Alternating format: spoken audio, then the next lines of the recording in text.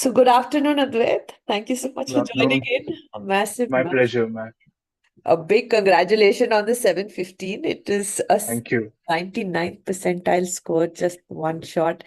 And looking at this brilliant score report, and obviously something happened around quant section. You've got an 81 percentile there. Yeah, Verbal is impressive 99 percentile, and data insight as well an impressive 99 percentile. yeah, So, what went, what were you most surprised and what were you most shocked about the score? yeah. First and foremost, thanks for having me and thanks for the wishes. The biggest surprise actually was both verbal and quants, Uh-huh. just in terms of the very high percentile in verbal and not the greatest of percentiles for quant. Um, because I mean, traditionally, I consider myself to be strong in quants and relatively stronger in quants rather than one verbal. But then I think something clicked on the exam for verbal really, really well. And obviously the techniques that Sandeep taught during his classes, I think that was that worked really, really well for me. In terms of quants, I think um, what I think kind of worked negatively for me was I think a couple of questions where you're solving the question and I think just in the moment you mark the wrong option even though you got the right option, but then, as we all know, GMAT really, really punishes you for these errors. But then overall, I'm kind of satisfied with the score, so Was I that think was can't that complain much. was those errors in the first 14 questions? Do you think when you did you see that? Yes, Yeah, yes, that is even more brutal than, making mistakes exactly. the second. And funny enough, I went back and corrected, but I think the damage was already done and you kind of realize during the exam that it's a mistake because the next question comes, it's a very, very easy question.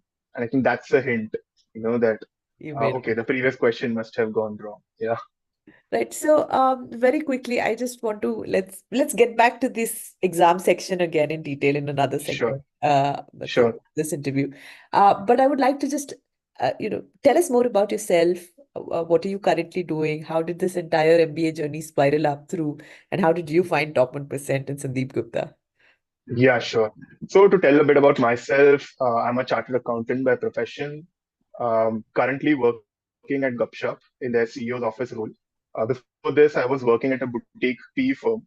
Um, and obviously, I also pursued my articleship from Deloitte in audit. So all in all, my journey really has been, finding out ways in which I can understand businesses a bit more in depth. First with stat audit, then with private equity and investing, and then more into the CEO's office and operations side of role at a company. This liking for business is what kind of made me a bit curious to explore the MBA route because I've been having the experience of dealing into businesses, but I also wanted to see on understand businesses more from an academic point of view. And obviously, I'm really enamored by what an MBA also will give post completion and the kick it will give in my career down the line, right? So that's where I come from an MBA standpoint. In terms of top 1%, I think I found it out through a couple of my friends who I'm not sure if they have been students, but I found out about the demo and I took a demo. I saw some of the questions in the demo that you are supposed to solve a few questions in the demo and then you have a demo class where Sandeep explains the question. I think I remember there were around 10 questions and I got one of them right, which was a huge shocker for me. And obviously, during the explanations, there were quite a few insights that I could take from the explanation itself. Oh, okay, okay, this is how you solve the question. This is also my thought process then was okay, in a demo session, you had, if I could get some insights, I think it's the best place to study for my GMAT because honestly, I've been a believer in self-study, but given the obvious lack of time and given how the GMAT exam is structured, I thought I would really benefit from someone tutoring me about the techniques, and I'm happy I made the right call in that. Right. So, when you started off, did you take up the self-paced course or the live online classes? So I taken up the self-paced course. Right. So, was there any decision? Was there any kind of a restriction in terms of your work? Did you choose self-paced over live? Give us a little idea about that.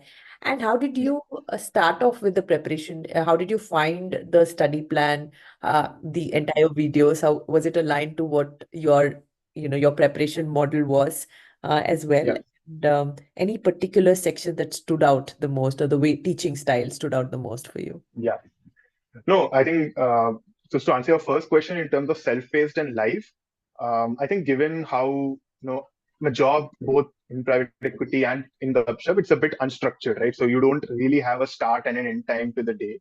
Right. So I thought that, and I would consider myself fairly disciplined. When I have time, I would put in the efforts to study.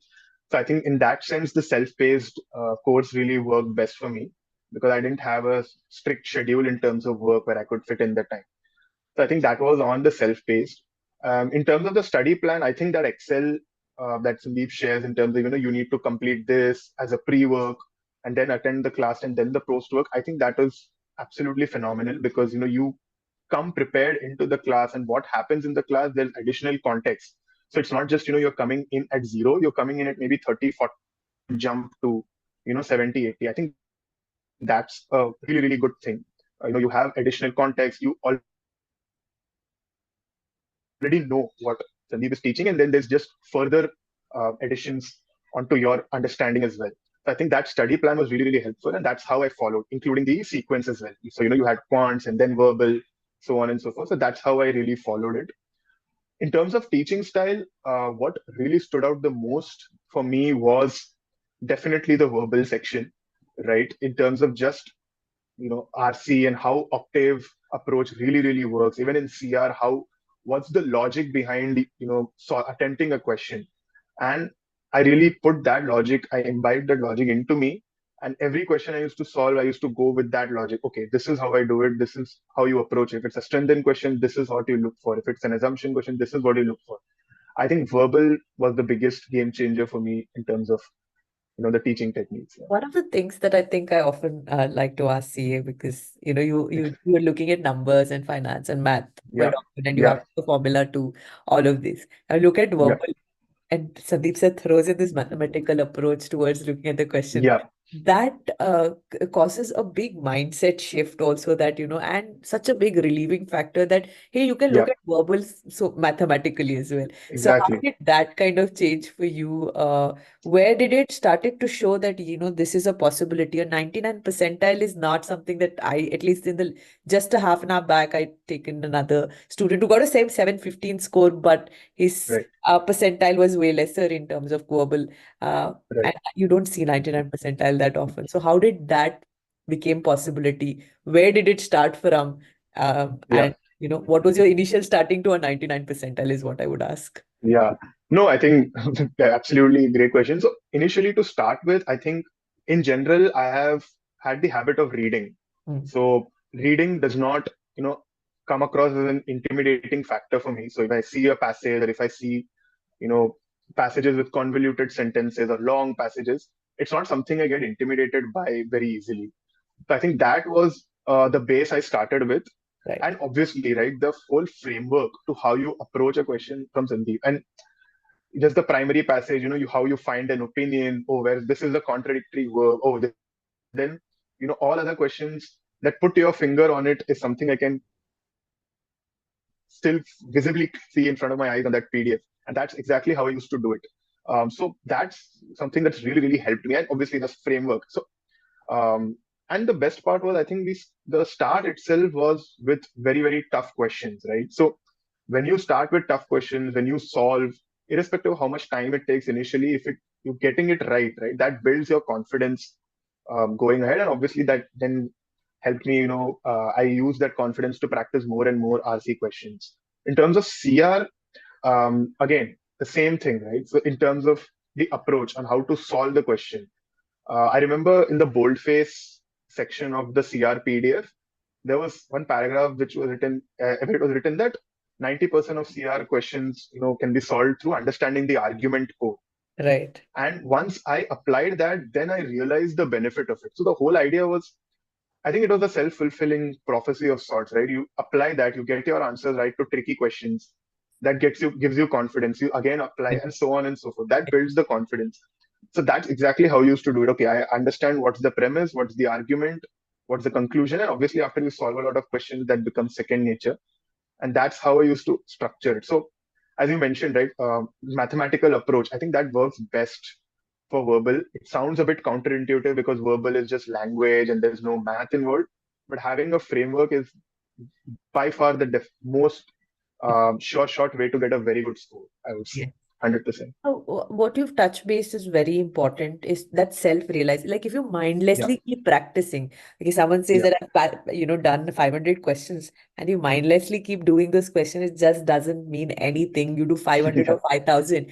That self-realization, sometimes what we give a framework for you to kind of make that progress is through the error log. So did you yeah, use those error log or did you have any other way to kind of utilize to make sure that the confidence is going higher to see that yeah. to capture that measure. Absolutely.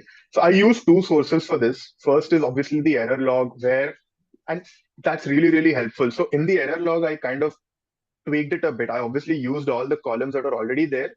I added a couple of more columns saying, hey, is this, what's the level of, what is the level of the question? Is it hard, medium, easy, Right. color coding it?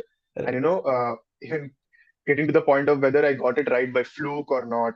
And that helped me, give patterns where I was going wrong. So in CR, I remember I was going wrong on a lot of evaluate Right. questions. Right. So I, go back, I solve those, and it's again, it's a very personal strategy that way. But I really, really prefer to, jump right into the tricky questions. Yeah. Initially, it might take time. It may be a bit discouraging, but I think that pain is really, really necessary. Yeah. And obviously, whenever I felt a bit, complacent, I used to feel a bit complacent. I used to log into the mock portal. But I think, oh, that's an absolute gold mine according to me. The long settings, the type of questions, all questions are tough. The mock portal, thankfully, is not adaptive. It has all tough questions, and there, you see your accuracy 70-75%. You think, okay, I still have to do some tweaks in the preparation. So it's all about getting confidence, but also having at the back of the mind, you realizing, okay, there's something more that I need to do to get Adwait, it right. Yeah, you have really touched base on another most important part of the preparation, which is challenging yourself. Like a yeah, lot of people want to just be sitting in the easier question, give me some 500, 600 level.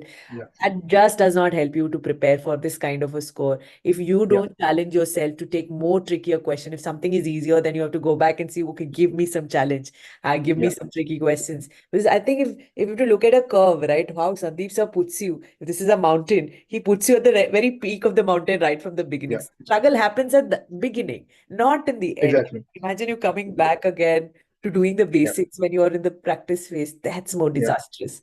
But that's a yeah, great summary, I would say, that, especially with your preparation. Now, yeah, tell us about this one thing that happened in the exam. You said quant was fairly easier. And yeah. what happened in the exam and what happened during the preparation? Did something happen? Was it only exam day something turned out, or in the Yeah, preparation, if you look back, was there some kind of a miss, or did you hit it yeah. all? No, preparation, I would say, okay, so I don't know if you know this, but this was my second attempt.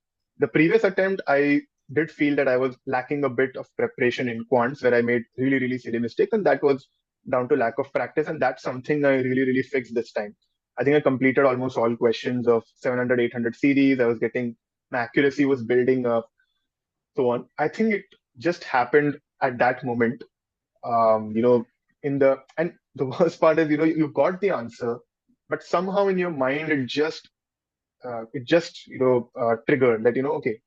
So how I would put it this way: there was a question, I chose the other option and tried to figure out, okay, and then I realized, okay, the other option is wrong, but somehow I went and selected the other option. The wrong So option. it's, yeah, and I have a feeling, I think there are some things that you just cannot, I mean, if it happens, it just happens, right? So there was that one question which happened like that, and I think that brought down my score. And I think it was question number 9, 10 or something. So Right. that's even worse. Was So right. Yeah. yeah, so that was a challenge. But This happened only in the exam day, right? In yeah, while you were yeah. preparing and while you were taking up these mock from the portal, did you see Mhm. something similar happening like that on the test day? Initially, it was happening. When I was practicing, obviously, you have 2 minutes, you have the time pressure and all of that. That happened. But over time, I kind of just got attuned to it. And I was making relatively less mistakes in the first 14 questions. More often in the first 14, it's zero mistakes and so on. But yeah, I think that one question on the exam day, and GMAT can really, really punish you. So, I mean, that's just the beauty or the curse of the exam, so to speak. Right. That's where it really messes up. Since we're already speaking of what happened in the exam day, so what was the order of the section that Mhm. you chose, and did Yeah, you choose that by, like, had you always had that in mind, and did you do those mocks also in the yeah, same order, or was it in the exam day that you decided this should be the order, and why? yeah. No, I actually had the order decided in mind, and I practiced all my mocks in that order. So I had verbal, quants, and then DI. For the simple reason that, again, it's very personal to me. The first section, if it is verbal, I go in with a fresh mind. I can read each and every word very, very carefully. And then quants, you shift from words to quants, and it does not require a huge mental shift for you.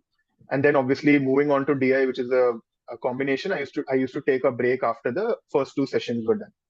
So that is the order I went. That is my logic. Again, it's very personal to me, and that's how I practiced all my mocks as well.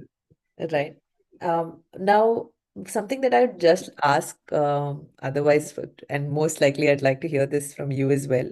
Yeah, You are a working professional as well. yeah, And especially being in the position that you are, you said it's unstructured in terms of the time. mhm, Work can be demanding. How yeah, did you manage time? How did you keep yourself motivated? More importantly, how did you even, structure the marks? If your exam yeah, is, when did you start taking the mocks, and when did you yeah, time the mocks?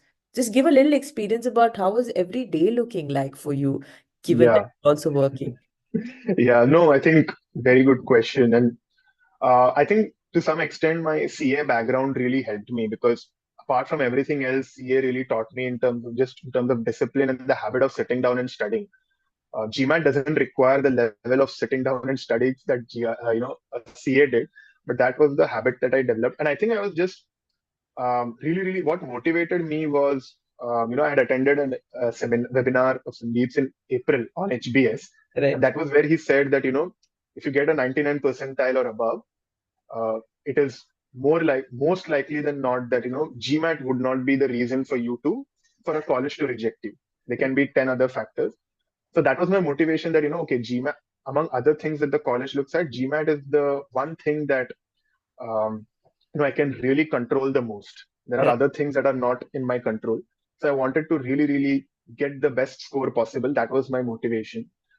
So that motivation is something that was really driving my preparation. I wanted more accuracy, more marks, and so on. In terms of discipline, in terms of the structure, I used to keep studying wherever there is free time.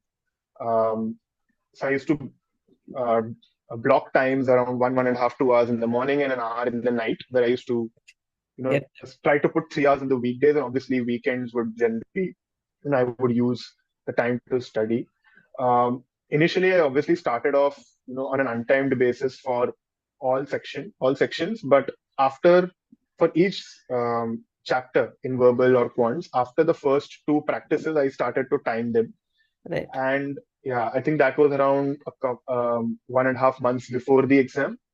And I think 3 weeks before the exam is when I started to give mocks. So on the weekend morning, I used to give a mock, get done with it by around 10:30, 11. Spend till lunchtime. I used to review, okay, what chapters do I need to brush up on quickly, spend an hour brushing up. Then evening again, I used to give another mock. So weekend, I used to spend time on just giving the mocks. That was around 3 weeks before. Right. Um, yeah. And in the last week, I think 3 4 days before I stopped giving mocks, Right. because then I just didn't want that. I wanted to just practice more and more questions, because then I was able to figure out that, okay, I'm getting a fairly decent score. I'm able to manage my time better. Now it's all about practicing and having those concepts in mind. You're right. So, very good points that you mentioned, that you don't want to exhaust yourself, Yeah, especially, and mocks are going to give you a gauge of what your score would be like based on your preparation. If your practice isn't yeah, good enough, then focus on that than taking too many mocks. Um, exactly. and anything, I want to ask this because again, I'm asking this because your job is definitely demanding, what you Yeah, study. Uh, was there any time that you had to take break and then come back and study, or were you absolutely consistent to this? yeah, And if you were consistent, what really motivated you to stay consistent being a self-paced course student? This is one of the things that yeah. very important because we drive a lot of forces from our side, showing you testimonials, asking you to come and attend Sandeep's session. But there's Yeah, something personally what you have done that is more yeah. No, I think for me, I think the biggest benefit is at least I know what my strengths are in terms of how I'm able to study, and this is I figured this out long back when I was appearing for CA and other exams as well. I'm not someone who can sprint in the last week and get good marks. That's just not me. I cannot put 18 hours, 19 hours in terms of studying. I would rather put concerted 7, 8, 10 hours, but spread it every day over the last 2 months. So right. that is just me being aware of myself. That's very That's yeah, so that's actually what's helped me. So I know that if I want to get a good score, I need to put in the hours. right. And I know for a fact that I cannot put in, that's just not possible for me. And, 18, 19 hours is something that I definitely could not do. So I decided, okay, 2 months I have, let me just be very consistent. So I used to, find time here and there. Obviously, there's been a lot of sacrifices in terms of, going out or, relaxing. True. But obviously, when you have a goal, I think those are definitely worth it. And So, but yeah, what you've highlighted is extremely important, to identify and to be aware of yourself too, because then yeah, sometimes a lot of people say, what should I do? But then, we can only say so much. yeah, But it's a great realization, and something that you've really bought in. Now, on the exam day, there are two things that I would like to mhm, ask. Was it, yeah. did you run out of time on the exam day for any of the sections? And did you find any questions that seemed completely out of box, or were you Yeah. fairly familiar with all the questions that was there? Yeah. No, I did not. Thankfully, I did not run out of time during the exam. I was able to, solve all questions to the best of my abilities. And I don't think there were any questions as such. There were any questions that I can recollect which were completely out of the box. They were definitely tricky and probably would have, with a different approach, I probably would have been able to solve, but nothing as such that, oh, I've not just not seen such type of a question. There were no surprises on the exam day, thankfully. Right. So good to hear that. Now, when you saw that score flash in 715, you did have a mixed emotion of the quant and verbal, but you obviously couldn't Yeah, process because it's so short. But what is the next thing that you did? Did you apply to the schools? Did you have some schools in mind, or are you still, you have to give yeah, some thought to that? yeah. So no, I mean, when I saw this, when I saw the score first, I was very happy, and then obviously there was a bit of it at the back of my mind that, oh man, if I had actually got that question right in the first instance, maybe this would have been a 100 100% percentile right. score, and Exactly. the quant score would have been definitely better. But then, I mean, no point crying over spilled milk. But yeah, decided to be really happy about the score that I got. In Optimism. terms of schools, I mean, I've not yet narrowed down on what school I wanted to go into, but then obviously, since you have the um, 5 schools that you can choose to send your score to, I chose 5 of the M7s. I chose Harvard, I chose Stanford MBA, Wharton, Chicago Booth, and Columbia. Yeah, Perfect. these are the Perfect. five. That Yeah. just That's just wonderful. I'll just probably talk to you about that in a second. Now, if you have to summarize the entire GMAT experience in Mhm. what, if for someone who's starting out now, right? What Yeah. are the things that you would say that you have to do, like maybe one thing or more, many in a list, and the things that shouldn't do, like don'ts, do's Yeah. and don'ts. Yeah. So I think this is something I realized during the journey. The first thing is, GMAT is very unlike a lot of, and again, I'm speaking from Indian students' experience, but GMAT is very unlike a lot of the courses that we have done, right? Where I think the ratio is 70-30, 70 being the coursework that you need to memorize and learn by heart, and 30 is about those exam challenges, time management, and so on. In GMAT, it's the other way around. 70% is just managing, how you attempt the questions, how you approach the questions, which questions you can go wrong and which you cannot. And 30% is just in terms of the concepts. There are concepts to learn, but it is not a lot. Yes, So yeah, in terms, if you were to give just 1 week of dedicated efforts throughout, I think all your concepts would be covered. It's beautiful. not more than that. So I think that mindset shift is very, very important when you are attempting a GMAT, because it's not just about getting the accuracy right. You have to pick and choose what questions you can go wrong as well. right? If you go wrong on a tougher question, it's still fine, but you can definitely not go wrong on an easy question, and you can definitely not go wrong on the first 14 questions, as I painfully found out. And so that is one fair bit of advice that I would give. Other than that, I think one other thing that you should not definitely not do is, take long breaks between the last time you studied, because I think the flow is very, very important, because accuracy, I believe, comes from consistency. You cannot have, timed accuracy if you're not consistent. I did something today, I got 100% accuracy, and then I pick it up 3 weeks down the line. It's almost as good as starting from scratch. So I think personally, if you would ask me, choose the exam date so in such a way that you have 2 months of consistent time to actually study for GMAT, and yeah, definitely give a lot of mocks and time yourself. I think that Sandeep has harped, and in his lectures has harped a lot. Build that habit of timing yourself and stopping when the time is up. So I used to have the stopwatch on my phone, and Right. when it used to go down, I made it a point to stop. It's very painful, as he rightly points out, but then I think that's the only way you can, improve, because I don't think the questions as such are difficult or unsolvable. It's just that you need to solve it within the time limit. That is what is the trickiest part. So knowing that and doing that is something that is very, very important. Correct. Something that I really admire what you said was, and if I have to simply put it together, the 70-30% bit. Yeah, It's that, even if you are very poor in quant or poor in verbal, this is the exam that you should fear the most.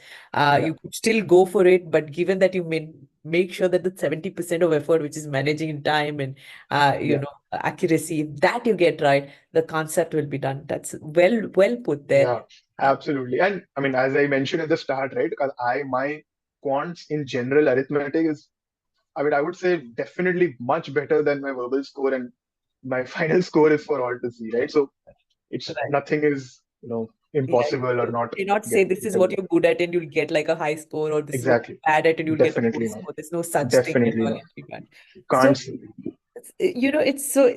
thank you so much for sharing all of these pointers My and pleasure. insights. Really, really crystal clear. I'm very happy that you got the score. Very happy that you chose us to be a part of, your journey. Because sir is taking a class right now, and I take this opportunity to congratulate you on behalf of him and the entire team. We really celebrated, and you're definitely going to inspire. So some of us, you've come through some of your friends who've said about top 1%, and this is the month, because we've been existing for the last 15 years, and Yeah. more so people are referring. If you do get a chance, do refer, and we'd obviously like to contribute back to you, right? Yeah. Because then you are definitely an inspiration. You have the score. And one Yeah. more thing about, I genuinely wish one of the admits happened to you, M7, because we've obviously gotten so many students into it, but even me personally experiencing one of the top M7 school in even 1 week has been so transformational. I cannot imagine how 2 years could be. Absolutely. Yeah, and there's so much to learn, and I'm sure what you are aiming for, it will exceed your expectation being in those schools. And that's one of the reason why we say, there is a difference in Indian schools and the schools, the top M7 schools. Yeah. And Definitely. I wish that happens for you very soon in the next 5-6 months of Yeah. admission and admits coming through. We'll stay Yeah. connected, and if you'd like Definitely. know more of any other information about the schools, I can speak about it, or probably I can help you get in touch with our admission team as well, or three as well, right? Yeah. So if you haven't still connected, we'll help you get connected. Thank Definitely. you. Is there anything else as a parting note you'd like to share? No, and I mean, thanks for, I think, just thanks to Top 1% and Sandeep, right? Just in terms of the teaching, the help, I think it's been really, really great. I have obviously been undoubtedly referring Top 1% to, whoever has reached out to me for kickstarting their GMAT prep. But yes, I think it is not something that I could do without the techniques and what Sandeep sir has taught. So no, I mean, just heartfelt gratitude to the entire team for helping me achieve this goal. No, You're absolutely. extremely Thank you kind so in much. saying that. Super humble. Thank you again. Thanks for joining me this Thank you. afternoon. You have a lovely day ahead. Bye bye. Take care. You too. Thank you. Bye bye.